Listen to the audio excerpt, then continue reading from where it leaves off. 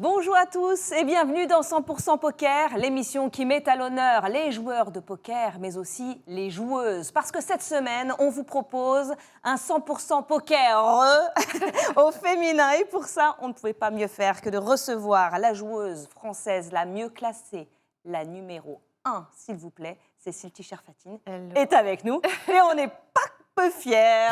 Merci beaucoup, c'est adorable. Merci beaucoup. Merci de m'avoir invitée. En tout cas, c'est un plaisir d'être avec vous. Mais merci d'être là. Entre deux tournois, il faut le dire, parce que Cécile, quand même, sa vie, c'est sur les tables de poker et elle vient nous voir sur un plateau télé, donc on est très contents. Lui ne bouge pas d'un poil. Il écoute attentivement tout ce qui se passe et critique. Qu'est-ce qu'il critique beaucoup, notre Antoine. T'as été super gentille avec Cécile, mais moi, c'est bon, c'est directement dans la gueule, elle se Il faut venge. du 50-50. Il faut équilibrer cette table. Qu'est-ce que tu veux? Notre expert poker, Ponce, qui est avec nous toutes les semaines. Ça va, Antoine? Salut Erika, très content de recevoir Cécile, dont on parle vraiment souvent, donc ça y est, on l'a en chair et en os. Enfin avec nous. Alors regardez le sommaire. Ce qui vous attend dans le focus, on se plonge donc dans les archives. Comment le poker féminin a évolué au fil des décennies, vous verrez tout cela. Dans la relance, celle que l'on ne veut surtout pas croiser à un tournoi, elle est à côté de nous. Cécile Tischer-Fatine, $1 million de gains. Qui est cette femme? Oui, on veut savoir. Dans le top 3, les femmes qui ont gagné le plus d'argent en France, elles sont dans le viseur, bien entendu, de Cécile. Peut-être même pas pour longtemps, d'ailleurs. Et on mettra carte sur table. Donc, l'heure de jouer pour notre invité. Allez, on y va. Donc, dans le focus, nous nous sommes naturellement intéressés donc à ce poker au féminin, ce monde d'hommes où les femmes commencent sérieusement à se faire une place. Tu nous diras ce que tu en penses. Comment s'est écrit et s'écrit cette histoire d'amour entre les cartes et la jante féminine? Regardez. Dans l'imaginaire collectif, le poker a longtemps été une histoire d'hommes. Aux tables, ça a aussi été vrai. Il faut attendre 1977 pour avoir un premier repère clair. Les WSOP lancent un Ladies Event, un cadre identifié pour accueillir les nouvelles joueuses. Mais à Las Vegas, interdire légalement un tournoi aux hommes n'est pas possible. Résultat, certains s'inscrivent quand même, et l'esprit de l'épreuve s'en trouve abîmé. Les WSOP trouvent la parade en 2013, on n'interdit personne, le prix d'entrée passe à $10 000 et on accorde une remise de $9 000 aux femmes. Elles payent donc $1 000 quand un homme doit payer $10 000, un bricolage légal suffisant pour dissuader les trolls de participer. Mais c'est sur les tournois open et face à des hommes que le poker féminin fait également son chemin. En 1995, Barbara Enright devient la première femme à atteindre la table finale du main event des championnats du monde de poker. Elle termine à la 5e place, ce qui constitue encore le record 30 ans plus tard. Une autre référence marquante, Annette Obrechtstadt, connue pour avoir gagné un tournoi sans jamais avoir regardé ses cartes, qui remporte un bracelet en 2007 à tout juste 18 ans, constituant un record de précocité. En France, la bascule de visibilité arrive en 2010. Vanessa Hellbuik remporte le Ladies des WSOP, un premier éclat médiatique avant l'explosion en 2012. Gaël Bowman se ferait un chemin sur le plus beau tournoi du monde en atteignant la 10e place sur 6598 joueurs.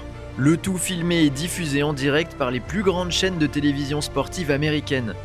Le Gaël Bowman Effect est immédiat, l'Alsacienne devient un fer de lance du poker tricolore au féminin. Car c'est souvent ce qui permet de passer le pas pour s'asseoir à une table, s'identifier à des modèles. À l'échelle internationale, Vanessa Selbst et ses près de $12 millions de gains en sont un. Tout comme la très populaire anglaise Liv Bory, qui compte à son palmarès un titre pété, un bracelet WSOP et une table finale sur le plus gros tournoi jamais organisé aux Bahamas pour un gain de $2,8 millions. Parmi les récents faits d'armes ayant dynamité le poker féminin, on retrouve également la japonaise Shina Okamoto et son incroyable exploit sur les 3 derniers Ladies des WSOP. Deuxième en 2023, puis première en 2024 et première en 2025 face à des milliers de joueuses.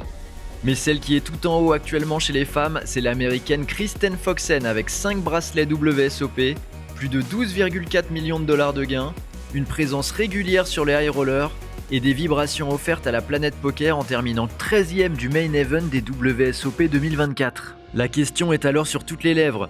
Revoir une femme en table finale des championnats du monde, un exploit impossible? Léo Margetts vient mettre tout le monde d'accord en 2025. L'Espagnole signe un tournoi exceptionnel où elle se voit soutenue et portée par toute la communauté internationale du poker, avant de s'incliner à une magnifique 7e place pour $1,5 million. De quoi permettre un nouveau boom féminin en 2026 ? Sur le main event des WSOP, la part de femmes plafonne autour de 4% seulement depuis une décennie. Certaines initiatives tendent à offrir une scène aux nouvelles joueuses, comme la Queen Squad, une compétition lancée par l'actuelle numéro 1 française de poker Cécile Tischer-Fatine, visant à installer une équipe 100% féminine sur le circuit. La visibilité progresse, le terrain est ouvert, mais on peut légitimement se demander si la part de femmes dans le poker va un jour progresser. Cécile qui est avec nous et qui dit j'espère, oui, on espère que ça va progresser. Tu sens que quelque chose bouge à ce niveau-là? Oui. Sincèrement, je sens qu'il y a de plus en plus de femmes qui osent et c'est tout l'intérêt des projets qu'on mène. Mais oui, on va en parler de la exactement, Queen Squad notamment. Et donc, qui ça bouge et ça bouge dans le bon sens, donc je suis optimiste. Bon, en tout cas, on les a vues, toutes ces femmes-là, ces terreurs à table. Tu disais, bah oui, tu disais le nom, tu les as côtoyées de très près. La plupart, tu les connais toutes, effectivement. Mais nous, on veut en savoir plus sur Cécile. Qui est exactement cette femme? On y va, la relance. Donc, Cécile Tischer-Fatine, numéro 1 française de poker. Il paraît. Il y a des rumeurs qui courent. Très haut niveau. On regarde ta fiche déjà pour se faire une idée. Pour ceux qui arrivent en cours de route, regardez ce qui s'est passé quand même pour Cécile ces dernières années, parce qu'en plus, tu t'es mis au poker il n'y a pas très longtemps, donc c'est quand même incroyable. 1 353 000 € et des poussières, de dollars ou de euros, de toute façon, là c'est pareil. Hein. 54 tables finales, 6 titres pour Cécile. Donc c'est vrai que ça en jette quand même ton arrivée sur le circuit qui est assez récent, c'est ce qu'on disait quand même finalement. Oui, sur le circuit tournoi, en effet, c'est assez récent. J'ai commencé vraiment à m'intéresser au poker de tournoi et à travailler le poker de tournoi il y a moins de 2 ans. Donc en effet, les chiffres sont sympas. T'as bien fait, je les connaissais pas. Non mais c'est ça, tout le monde se dit, mais Cécile, vous l'avez comme invitée, mais c'est incroyable, mais son parcours, c'est fulgurant, c'est-à-dire que tu t'es fait un nom très rapidement et voilà, et tu fais peur à tout le monde, hommes et femmes. D'ailleurs, on a envie de savoir, est-ce que jouer avec des hommes, finalement, c'est peut-être un atout? Complètement. Okay. D'être une femme dans ce monde, c'est complètement un atout. Quand on l'a compris et qu'on ose et qu'on a confiance en soi, c'est vraiment un atout. Et c'est ce que j'essaie d'inculquer un petit peu aux femmes avec qui je parle et dans le projet dont on va parler après. Ouais. C'est qu'il faut s'en servir comme un atout, c'en est un. Alors, l'atout de Cécile, parce que c'est vrai que tu la commentes quand même depuis des années, qu'on la voit et regarde et qu'on l'observe jouer. Qu'est-ce que tu dirais de Cécile, de son profil un peu, Antoine? Ce qui est intéressant avec Cécile, c'est que ses résultats, on peut occulter un petit peu le côté joueuse, etc., quand on voit ses résultats, parce qu'en fait, on est juste face à un redoutable joueur de poker tout court, sans parler de sexe, je veux dire. D'ailleurs, on parle de ses perfs, là, elle est aussi 9e actuellement mondiale de la all-time money list féminine, donc c'est vraiment, on est sur quelque chose d'énorme cette année. Oui, redoutable, agressive, des excellentes lectures, un jeu... D'ailleurs, moi, j'ai plein de questions sur comment est-ce que tu travailles ton jeu, comment est-ce que tu en es arrivé à ce stade-là, donc tu l'as dit à demi-mot, tu t'es intéressé au tournoi récemment, donc tu as fait tes armes un peu ailleurs. Mais quel est, toi, ton secret pour travailler? C'est tu es beaucoup d'empathie? Quelle est ta qualité, en fait, qui fait que tu es à ce niveau? Ouais, je pense que tu mets un point sur une grosse qualité qui est l'empathie, la patience et la résilience. Accepter ce qui m'arrive. Et je suis très dure avec moi. Mes coachs sont très durs avec moi. Et je pense que ça m'a fait progresser très vite. Voilà, de me dire que l'exigence que je me mets, je la mets à tout le monde et ils sont aussi exigeants que moi. Donc, mais en effet, beaucoup d'empathie. Moi, j'ai toujours été très empathique avec les gens et je lis assez bien les gens. Et en fait, quand j'ai commencé à jouer le poker de tournoi, je me suis dit, mais en fait, c'est trop bien, il n'y a pas que les cartes, il y a plein d'informations dans une table de poker. Donc tu trouves qu'effectivement, en live, c'est encore plus facile pour toi? Ouais, je m'en sors beaucoup mieux en live. Ouais, il y a un côté, c'est un peu, même sur la photo là, de son palmarès, ça fait un peu peur. Elle fait un peu peur, je trouve, Cécile. Elle a l'air redoutable, tu vois. Et quand elle t'envoie un sourire, t'es content, parce que la dernière fois, j'ai joué une table, Cécile passe. Tu sais, quand t'as numéro 1 derrière, je me suis dit, Erika, faut pas te vautrer, tu vois, avec ton Hiroko là. Regardez le coup de elle me regardait le coup. Je me suis dit, là, si j'ai mal collé, il y a Cécile derrière. Et donc j'y vais, je mets mon tapis là-dedans, elle revient, elle me dit, c'est bien. J'ai dit, on a été validé, libéré, ça fait du bien. Libéré, ça m'a fait un bien fou. Donc, c'est bien joué. C'était un grand moment quand tu arrivais derrière, je te jure, la pression était comme ça. Donc j'imagine quand on se retrouve à table à côté de toi. Donc la consécration aux tables, on peut le rappeler quand même, parce qu'en 2024, il y a eu 200 000 $ de gains, ce qui t'a permis de rejoindre donc, cette place de numéro 1 française. La consécration aussi par le public. Et ça aussi, c'était intéressant, ce titre l'année dernière. On y a assisté, nous 100% poker. Génial, Après un vote, voilà, les gens ont dit... C'est elle, la meilleure joueuse, donc c'était un grand moment. Sans faire d'ombre aux autres, c'était une évidence. Enfin, il y avait pas de, ça faisait sûr. partie des catégories dans lesquelles on connaissait déjà la gagnante, quoi. Alors maintenant, là, tu nous as fait vibrer encore une fois le WSOPC. On regardait avec Antoine où tu as terminé 4e, encore une grande performance. Je veux dire, voilà, toutes les semaines, tu nous rajoutes des lignes à ton palmarès. Qu'est-ce que tu te dis là maintenant? Là, ton objectif vraiment dans ta tête, j'imagine quand on est coaché, on a des objectifs. Tu te dis, maintenant, il faut que j'aille là, que je fasse quoi? En fait, mon objectif, c'est de progresser tout le temps. Oui. C'est-à-dire que je n'ai pas d'objectif de me dire je vais aller gagner ce tournoi-là. Je ne me projette pas sur ce genre de choses et je pense que la projection, c'est catastrophique pour un joueur de poker. Ok. Donc, je ne me projette pas, mais par contre, je me dis j'ai envie de devenir meilleure. J'ai envie d'arriver à une table et de me dire en fait, j'ai peur de strictement personne parce que j'ai aujourd'hui atteint un niveau qui me permet ça. Et donc, voilà, comme tout joueur de poker, j'ai une grosse confiance en moi, c'est important et c'est ce qui fait qu'on réussit en tant que joueur pro. Mais c'est surtout de me dire, continue à travailler parce que pour moi, j'ai fait 10% de mon parcours, quoi, même pas. C'est-à-dire que pour moi, il n'y a pas de porte fermée. Je peux tout aller les ouvrir, les défoncer. Et c'est juste progresser, en fait, qui m'intéresse. C'est ça, il n'y a pas de solution à ce jeu. On progresse tout le temps. Il n'y a personne qui a fini le jeu et voilà, il n'y a pas de solution. Mais par contre, il y a possibilité de progresser et c'est ce qui me plaît. C'est cette compétition de me dire, mais en fait, tu peux tout le temps devenir de meilleur et aller chercher les plus grands noms de ce monde du poker. On va les voir d'ailleurs. Ouais. Oui, on sent ton impatience, mais c'est génial ce que tu dis. Et ça, vraiment, ça résonne en nous. C'est de dire d'arriver à une table et de ne plus avoir peur et donc de se sentir surpuissant. C'est ça qui fait que tu arrives. Exactement. Que tu arrives loin. La confiance en soi, c'est très important. La confiance en soi. Donc on travaille tout, la psychologie, la stratégie, on travaille tout au poker. Et puis être aussi concentré sur des éléments qu'on peut maîtriser, parce que vouloir progresser, c'est une des rares choses qu'on peut maîtriser au poker. Ça permet d'évacuer le reste. C'est-à-dire que quand on prend un mauvais coup après, c'est pas grave. L'important, c'est qu'on ait mieux joué cette fois que la précédente. Donc ça, c'est aussi une clé mentale très importante.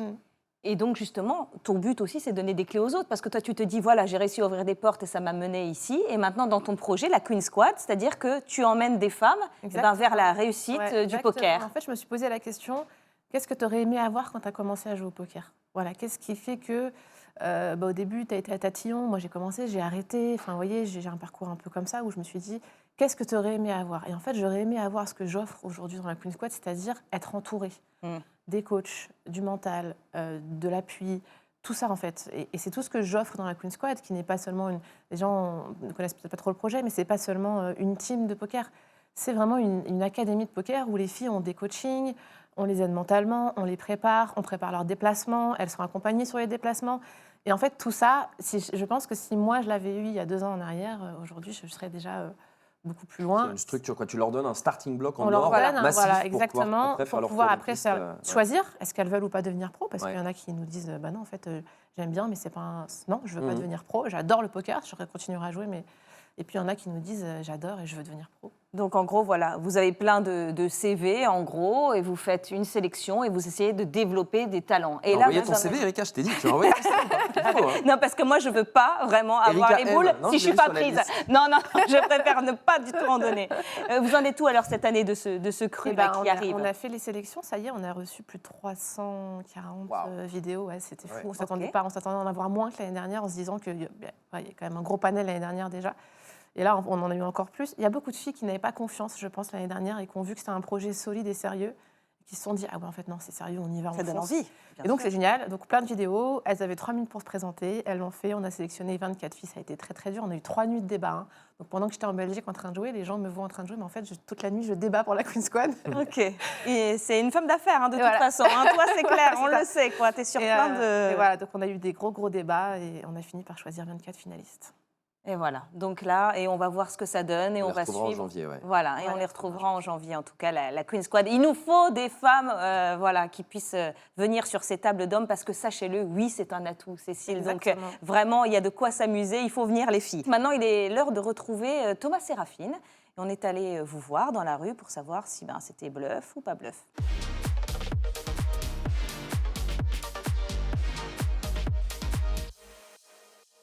Pour bien jouer au poker, il faut maîtriser le bluff et savoir reconnaître celui qui bluffe. Le bluff est un art consacré par le poker, mais inventé par les gens de la rue. Et encore une fois, vous allez nous le prouver aujourd'hui avec ce numéro de bluff ou pas bluff.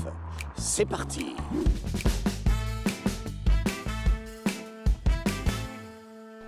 Bluff ou pas bluff avec Edgar. Bonjour Edgar. Et Hélène. Hélène. Alors, j'ai encadré un voyage, on était en car et on s'arrête sur une aire d'autoroute. Et je dis à ma collègue qui encadrait aussi, je vais fumer une clope derrière le car et tout. Et là, je vois le car qui commence à partir. Et comme je m'entendais bien avec le chauffeur, je me dis, la bonne blague. Et là, je me dis, ah bah c'est pas une blague, il peut pas faire demi-tour là. Et bah ils étaient partis, sans moi. Abandonné sur l'aire d'autoroute, quoi. Putain, c'est terrible. J'ai un peu le sentiment que tu as hésité encore un peu et que tu n'avais pas ton histoire complètement faite. Donc je pense que c'est un bluff. Ok, Hélène, alors bluff ou pas bluff? Pas bluff. Pas bluff. J'ai fait exprès de faire la mytho, genre je cherchais mes mots.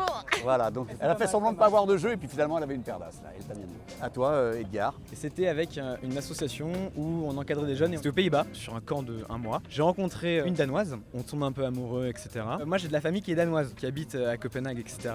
Et après, j'arrive à Copenhague pour la revoir. Et en fait, on tilt qu'on avait un lien de parenté. Cette fille-là, en fait, c'était une nièce éloignée. Donc en fait, l'histoire, elle s'arrête net et je rentre à Paris. Edgar a eu une petite aventure avec une Danoise et vous êtes aperçu. Vous étiez de la même famille.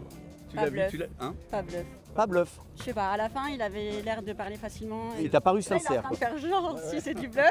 Non, pas bluff. Pas bluff. Ok, Edgar. Bluff ou pas bluff? C'était bluff de mon côté. C'est 100% du bluff. 100% de bluff. Tu n'as rien de danois. Tu n'as jamais été au Danemark. Là, quand même, c'est là où il a été loin, quand même. Il a été loin. Là, il a été loin. Ouais.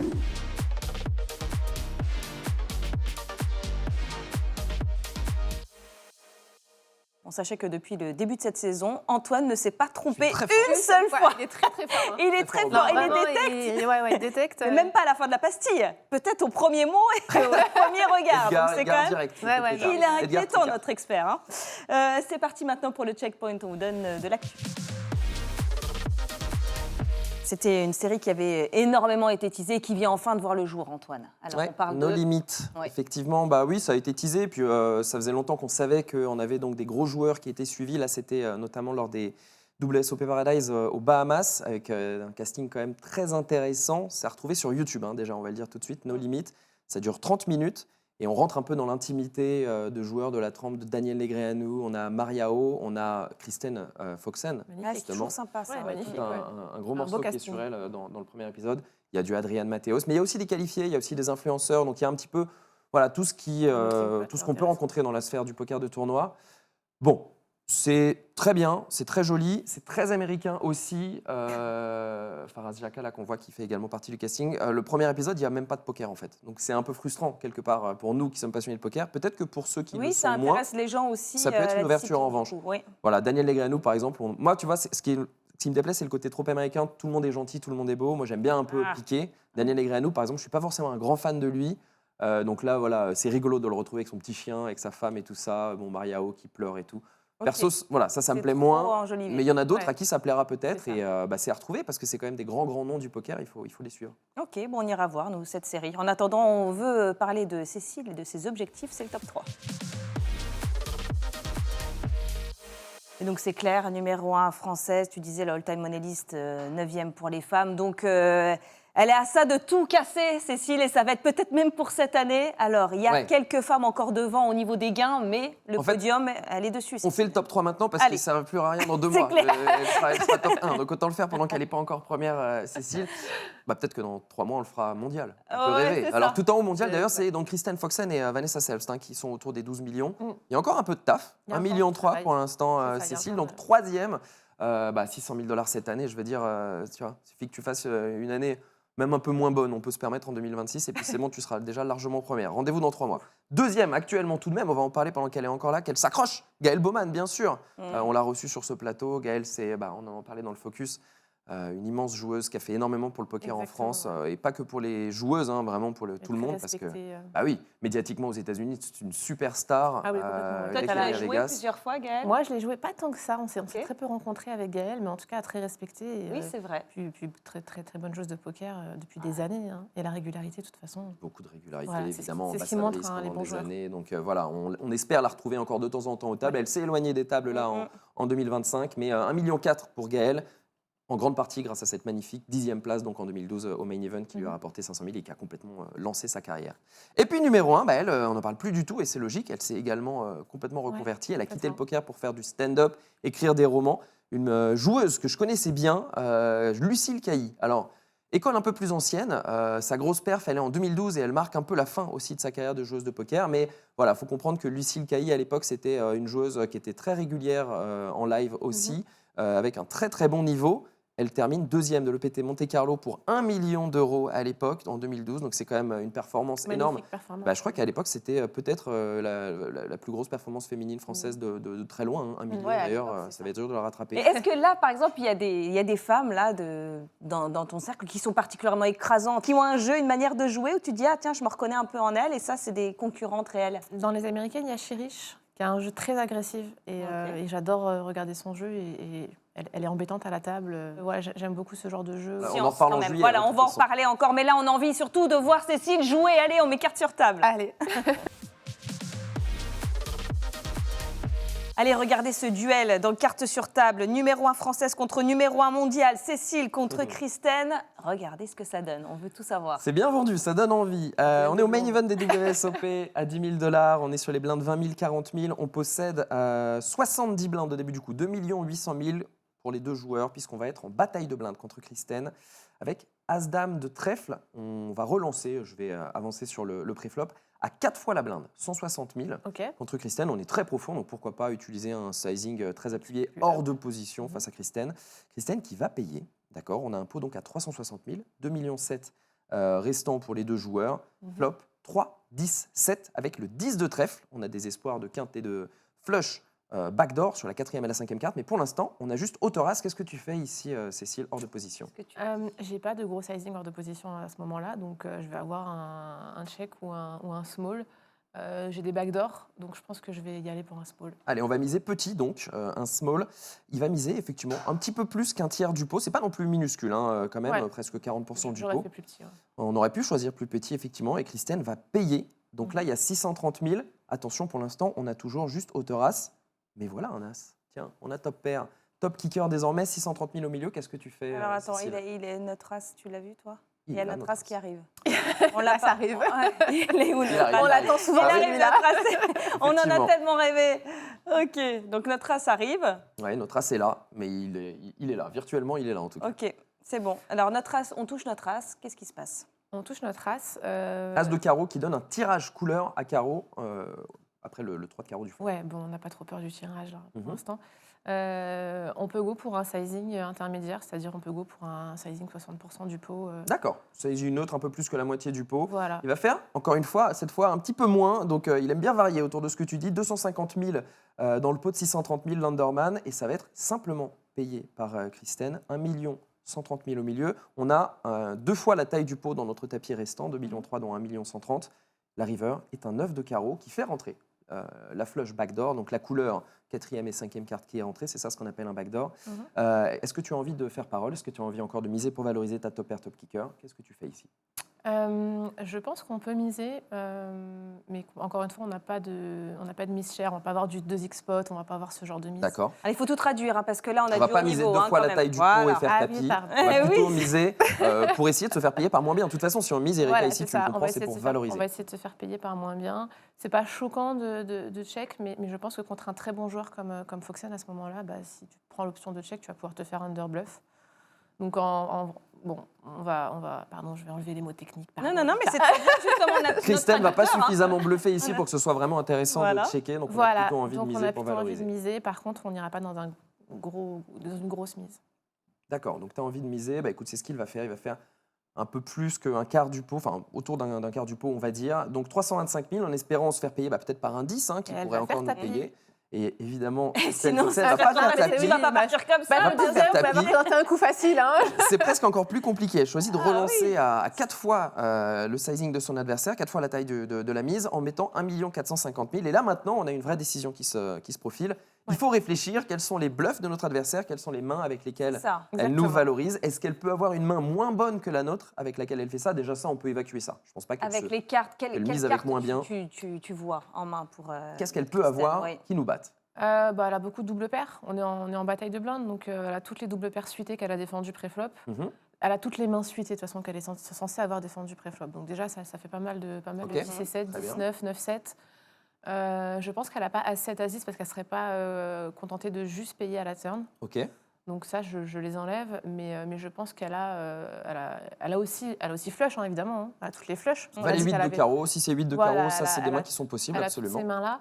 Donc, mais je qu'est-ce vais que tu être, décides Je vais être joueuse et je vais dire que sur un sizing comme ça, elle Alors a- Cécile va donner sa réponse. Qu'est-ce qu'on fait dans ce cas-là? je vais dire qu'elle a 9 et 7. T'as envie de te coucher. Ah, en tout carrément. cas. Alors, Tu penses qu'elle a là, mieux Cécile nous dit et t'as carrément envie de les te cartes. coucher. On Et dit donc, 9 et tu n'y 7. vas pas. Foxen, très bonne joueuse, donc il y a moyen que je trouve un call.